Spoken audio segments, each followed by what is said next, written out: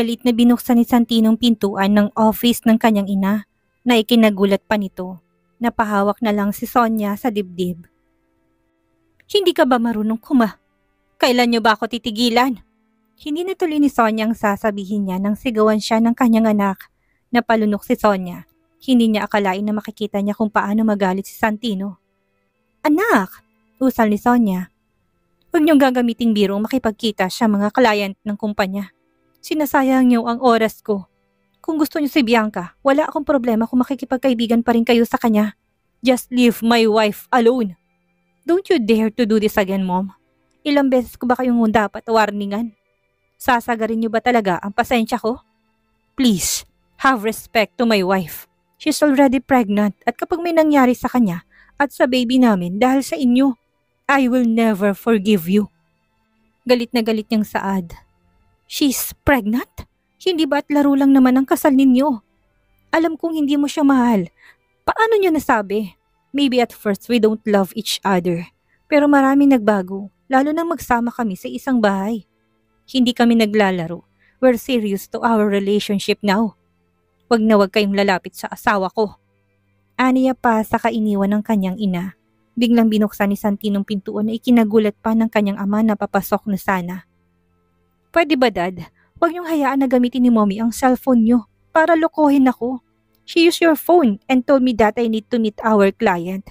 But it turned out that it's Bianca. Galit niya ring saad sa kanyang ama saka umalis si Santino. Napatulala na lang si Henry at hindi na nagawang ipagtanggol ng sarili sa anak. Kunot noong nilingon ni Henry ang asawa niya. Iniwas naman ni Sonia ang paningin niya. Pwede ba? Hayaan mo na si Santino. Masyado na siyang matanda para pangunahan mo. And he's already married. Why don't you just move on? Damn it. Hindi na rin iiwasang magalit ni Henry. Kakausapin niya sanang asawa niya pero tinalikuran niya na rin ito. Maagang sinundo ni Santino si Lian nang makita niya ito'y tila ba nawala lahat ng galit at pagod na nararamdaman niya. Sinalubong niya ng yakap si Lian sa kanya isinubsob ang mukha niya sa leeg nito. May nangyari ba? Tanong ni Lian. Wala naman, I'm just tired and I want to hug you. Sagot niya saka siya kumawala sa yakap at tinignan ng asawa niya. Kumusta naman ang maghapon niyo? Hindi ka ba pinahirapan ng anak natin? Bigla namang namula ang pisngi ni Lian. Hindi pa siya sanay lalo na ngayong magkakaanak na sila. Umiwas siya na at tinayos ng mga gamit niya para makauwi na sila. Ayos lang naman. Okay pa naman ang appetite ko. May mga amoy at pagkain lang ako na ayaw. Sagot niya. Nang maayos niya ang mga gamit niya, ay umalis na silang dalawa. Dumaan pa sila sa drive-thru para may kinakain si Lian habang nasa biyahe sila. Nang makauwi sila ay dumiretso na sila ng kwarto at nagbihis. Bumaba kaagad si Santino para makapagluto ng kakainin ng asawa niya. Shit! Who's that? Galit niyang sigaw na may biglang humampas sa ulo niya. Tinignan niya si Paloma na galit sa kanya. What's your problem? Tanong niya habang hinimas niyang ulo niyang hinampas pala ni Paloma ng bag na hawak nito. Ikaw, anong problema mo? Sigaw ni Paloma na lalong ikinasalubong ng mga kilay ni Santino. Umayos ka, Santino. Ayusin mo mga desisyon mo sa buhay. Tandaan mo, okay na sa akin si Lian at hindi lang siya isang babae, Santino Zephyr. She is your fucking wife. Oras na iniwan mong asawa mo para lang sa ibang babae.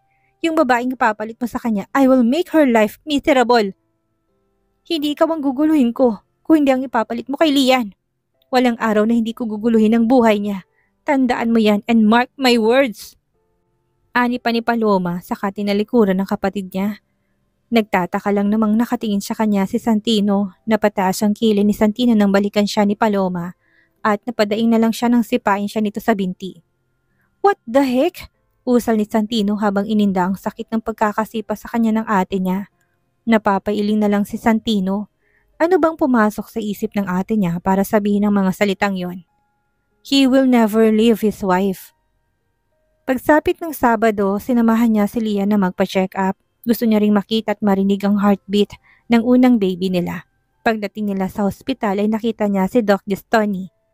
Mr. Villafuerte. Sa lubong nito, napalunok naman si Santino sa kanya, pinaunang pinapasok si Lian dahil walang alam si Lian sa surrogacy na binalak niya.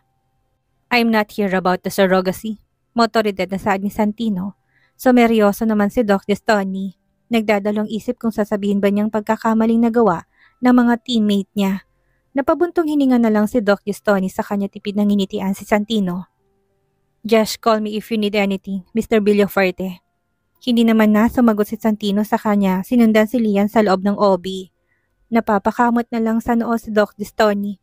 Paano niya ba sasabihin kay Santino pagkakamaling nagawa nila?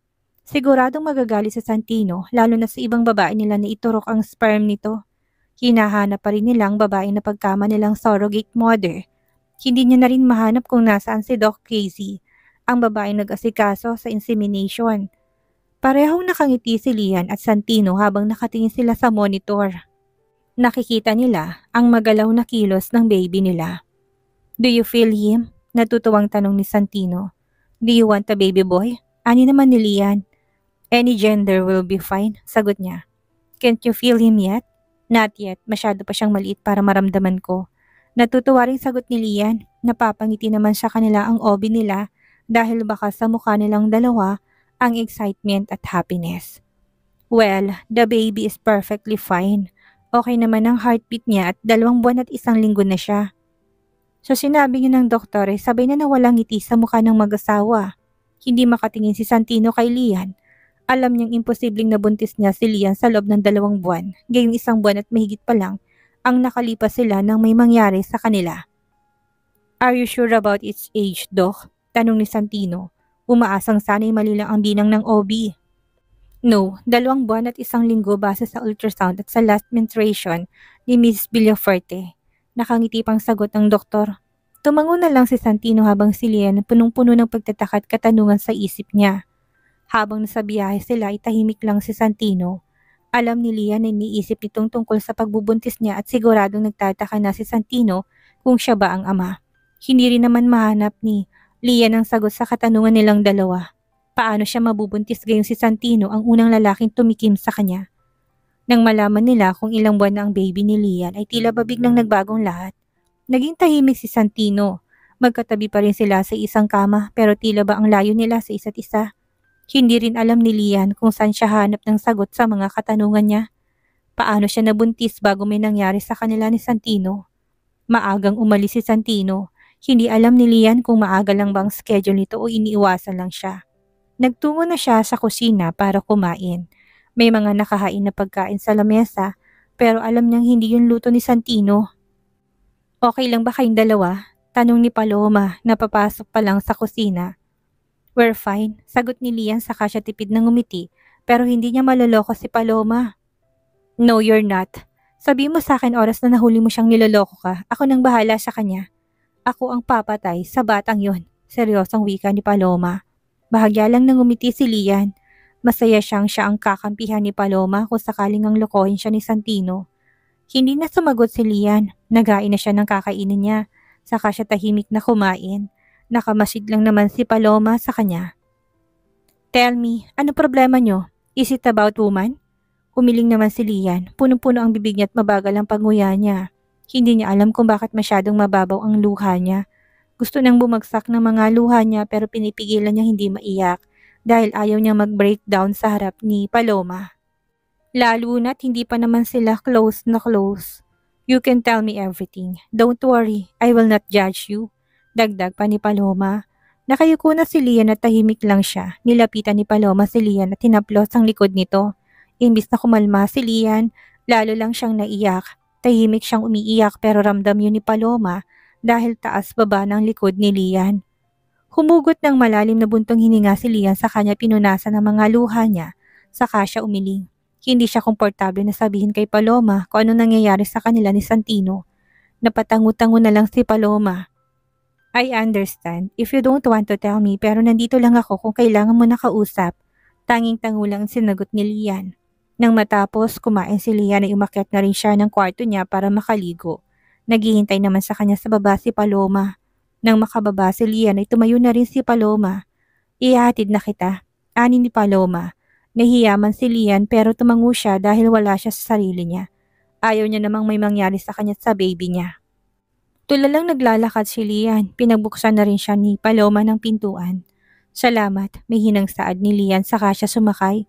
Umikot naman si Paloma saka siya sumakay sa driver's seat. Tahimik lang silang dalawa habang nasa biyahe. Nang makarating sila ibababa na sana si Lian nang pigilan siya ni Paloma.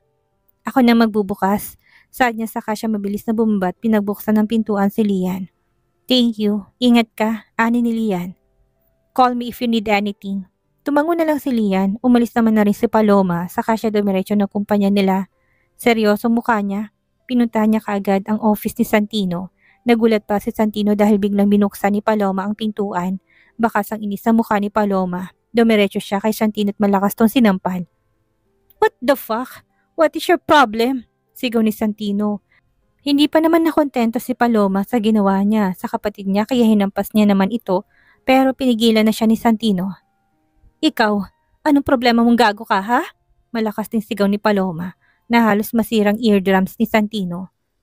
Bumalik lang yung ex mo. Babaliwalain mo ng asawa mo? Hinahayaan mo na lang siya umiiyak? Iniwan mo siya doon para pumasok ng maaga dito. Tapos matutulog ka lang. You asshole! Sigaw pa niya sa kanya sinampal si Santino. Hindi yun napaghandaan ni Santino kaya para siyang nabingi sa lakas ng sampal ng ate niya. Bigla namang nakonsensya si Santino sa ginawa niya pero para bang hindi niya matanggap. Alam niya kung anong nararamdaman niya noong may nangyari sa kanila ni Lian. Alam niyang hindi rin siya namalikmata sa nakita niyang bloodstain sa bedsheet. Kaya paanong nabuntis si Lian bago pa may nangyari sa kanila. This is not about Bianca. Seryosong wika ni Santino. Oh really? Hindi nga ba talaga tungkol sa kanya? Alam ko nandito na si Bianca at alam ko rin kung ano nakita ko nitong mga nakarang araw sa hotel na magkasama kayo. May diin na wika ni Paloma. Napahila mo si Santino sa mukha niya sa kanya tinalikuran si Paloma at nagtungo siya sa malaki niyang bintana. It is not what you think. Mahal kong asawa ko. Then prove it. Palagi kayong sabay na umaalis ng bahay. Sabay din kayong umuwi kahit na gaano pa kaagang meeting mo. Lian is crying while eating lately. Hindi mo ba naisip na baka posibleng may mangyari sa kanya kapag hinayaan mo siyang mag-drive na mag-isa? Shut you, Zephyr! Malutong na mura ni Paloma sa kapatid niya. Naiintindihan ni Santino ang galit sa kanyang ate, pero paano niya tatanggapin ang baby ni Lian kung hindi naman ito sa kanya? You don't understand, but don't worry, we'll fix this. Anya, you should try to hurt Lian and see what I can do for her. Kahit nakapatid kita, I will not take your side. Palalakayin namin ang anak ninyo at hindi ako papayag na makita mo siya kahit napayagan ka pa ni Lian. Huwag mong hayaang may mangyari sa baby nyo dahil pagsisisihan mo sa huling mga actions mo. Think wisely, Zephyr, and choose wisely. Sa tingin mo ba hindi masasaktan ng asawa mo kapag nalaman niya nakikipagkita ka sa ex mo? Isang beses pa kitang mahuli kasamang bruhildang yun. Itatago kong asawa mo sa'yo. Pagbabanta ni Paloma sa kanya iniwan ng kapatid niya. Pagsapit ng hapon, sinundo ni Santino si Lian pero wala na ito sa kumpanya. Kaya dumiretso na siya sa bahay nila. Hinanap niya si Lian pero wala ito sa kwarto nila at maging sa pulat sa garden. Lola, nasan po si Lian? Tanong ni Santino. Napakunot naman ng noo si Elsie. Hindi pa siya umuwi? Wala ba sa kumpanya nila? Tanong din ito. Nag-aalala naman si Santino dahil hindi naman nawawala si Lian. Inis nang ginulo ang buhok niya saka siya nagpaalam kay Elsie para hanapin si Lian. Tinawagan ni Santino ang ate niya at nagbabaka sakaling baka alam nito ang kinaroonan ni Lian. She's in the hospital, tanging sagot ni Paloma. Matapos malaman ni Santino kung nasaan ang asawa niya, pinuntahan niya ito kaagad. Nagmamadali siyang naglakad papasok ng hospital at tinanong kung nasaan ang asawa niya. Pinuntahan kaagad ni Santino si Lian. Mabilis siyang nilis ng kurtina kung nasaan ang asawa niya. Napatingin naman kaagad sa kanya si Lian pero mabilis niya ring iniwas ang paningin niya. What happened? Tanong ni Santino sa doktor. She's just tired, Mr. Villafuerte. Hindi siya pwedeng mapagod ng sobra. Hindi rin siya pwedeng malipasan ng gutom. Masyadong mababang matres ni Ma'am Lian at risky ang pagbubuntis niya. Hanggat maaari nga sana bed rest na muna siya. Pero kung hindi naman maiwasan na may kailangan siyang gawin, doble ingat ang kailangan niya. Sagot ng doktor. Isa pa, don't stress yourself. Base sa nakikita ko sa mga mata mo, you cried a lot. Remember this, kapag umiyak ang nanay, umiiyak din si baby. Kung anong emosyon ng ina, yun din ang emosyon ni baby. Dagdag pa ng doktor. Hindi naman na nagsalita si Lian at nahiga na lang. Hindi na tiningnan ni Santino dahil alam niya namang nagdududa si Santino sa baby niya. Naintindihan niya naman yon. Alam niya rin posibleng iniisip ni Santino na baka may naunang lalaki sa kanya bago pa may nangyari sa kanilang dalawa. Makakauwi rin po ba ako ngayon, Dok? Tanong ni Lian. Yes, pagkatapos mabayaran ang bill mo, makakauwi ka na rin. Sagot ng doktor. Ako na mag-aasikaso. Saad ni Santino. Hindi na kailangan, nandun na si Ate Paloma. Sagot ni Lian nang hindi tinitingnan si Santino. Nagpaalam naman ang doktor dahil alam niyang kailangan mag-usap ng mag-asawa. Naupo si Santino sa gilid ng kama pero hindi siya nagsasalita. Tahimik lang silang dalawa. Ipinikit ni Lian ang mga mata niya para mabawasan ang awkwardness sa pagitan nilang dalawa. Nang dumating na si Paloma, sakay minulat ni Lian ang mga mata niya. Pwede ka na raw umuwi. Tawagin ko lang yung nurse para tanggalin na yung dextrose mo. Ani ni Paloma sa kamuling umalis. Mabuti na lamang at nandiyan si Paloma para kay Lian dahil kung wala hindi niya na alam ang gagawin niya. What happened to her? Tanong ni Santino nang makabalik si Paloma. Bakit hindi mo tanungin ang asawa mo? May pakialam ka pa pala pagkatapos mo siyang bigyan ng stress? Sarcastic ang wika ni Paloma. Natahimik naman si Santino. Nang maalis ng dextrose ni Lian ay lumabas na silang tatlo. Bubuksan na sana ni Santino ang pintuan ng passenger seat para kay Lian pero damiretso si Lian sa sasakyan ni Paloma at doon sumakay. Hindi niya naman na ito natawag dahil nakasakay na si Lian. Naintindihan niya kung galit si Lian sa kanya pero sana maintindihan din ni Lian kung bakit ganito siya. Kahit na sinong lalaki ay magdududa kung buntis ng babae bago pa may mangyari sa kanila. Napapaisip si Santino kung may nangyari na ba kay Lian at Enzo dati. Pero naguguluhan siya dahil naramdaman niyang pagkasikip ni Lian nang may mangyari sa kanila. Nang makauwi sila ay sumalubong kaagad ang lola ni Lian. Ano bang nangyari? Saan ka nang galing? Nag-aalalang tanong nito. I'm fine, Lola. Gusto ko lang pong magpahinga. Aniya saka siya naupo. Hindi pa alam ng lola niyang tungkol sa pagbubuntis niya. Excited siyang sabihin ang tungkol doon pero nang malaman niyang posibleng si Santinong ama, natakot na siya dahil alam niyang tatanungin din siya ng lola niya kung sinong tunay na ama ng batang dinadala niya. Huwag mong pinapagod ang sarili mo. Magpahinga ka naman. Huwag mong abusuhin ang katawan mo dahil doble ang singil sa'yo niyan. Pagpapaalala ng lola niya. Tumango at tipid na lang nang umiti si Lian. Nang matapos silang kumain ay pumasok ang si Lian sa kwarto niya at nahiga na. Hindi man niya alam kung paano nangyaring nabuntis siya. Kahit na walang nangyayari ayaw niya namang pabayaan ang baby niya dahil anak pa rin niyang dinadala niya. Nang marinig ni Lian ang pagbukas ng pintuan, itinaklob niya sa buong katawan niya ang kumot at tumalikod na. Kahit na nakatalikod siya, pakiramdam niya nakatitik sa kanya si Santino. Naramdaman niya naman ang pag-upo ni Santino sa kama. Can you tell me the truth? Who is the father of your baby? Hilaw na natawa si Lian pero hindi nakikita ni Santino. Alam niyang yun ang tumatakbo sa isip nito. Hindi mo rin naman ako paniniwalaan kahit nasabihin ko pa. Kung ganun una pa lang ba, alam mo na kung sino talaga ama ng dinadala mo? Bakit hinayaan mo maniwala kung akin yan? Sinabi mo sa akin na walang nangyayari sa inyo ni Enzo. Then what is the meaning of that? Nanatiling kalmado si Lian. Kung ano man ang sinabi ko sa'yo, totoo yun. Wala pang ibang nakakagalaw sa akin maliban sa'yo. Maniniwala ka ba kung pati ako nagtataka kung paano ko nabuntis? Bago pa may nangyari sa atin? Kung hindi, don't ask me anymore. Sagot ni Lian at tinaklob ng kumot sa buong katawan niya. Napapabuntong hininga na lang si Santino. Ano bang dapat niyang paniwalaan? Kaya niya bang tanggapin ang baby ni Lian kahit na hindi ito sa kanya? Paano kung ito lang ang pag-aawayan nilang dalawa in the future? Hindi na nagtanong pa si Santino. Siguro kailangan na muna nila ng space para mag-isip. Nakatulog na si Lian at pagising niya kinabukasan, wala na uli si Santino. Si Santino nagluto niyan. Maaga siyang umalis dahil may meeting daw siya sa labas ng Manila. Wika ni Paloma na ikinatango na lang ni Lian. Pagdating naman ni Lian sa kumpanya, inisikaso niya na kaagad ang mga design niya dahil sa susunod na linggo ng biyahe nila patungong Spain para sa runway fashion show. Samantala naman nagpaalam na si Bianca dahil ubos ng araw na hiningi niyang bakasyon. Babalik na lang ako, tita. Susubukan kong kausapin ng manager ko at sabihin dito ko na lang itutuloy ang karir ko. Kailangan ko talagang makausap si Santino bago niya ako tuluyang kalimutan at alisin sa buhay niya. Babalik po ako, I promise. Aniya kay Sonia na ikinatango na lang ni Sonia. Subukan mo na lang siyang kausapin pagbalik mo. Gustuhin ko man na kausapin siya para sa'yo hindi na pwede. Ikaw na lang ang bahalang umayos sa relasyon niyo. Mag-ingat ka palagi. Gumiti lang naman si Bianca saka siya umalis.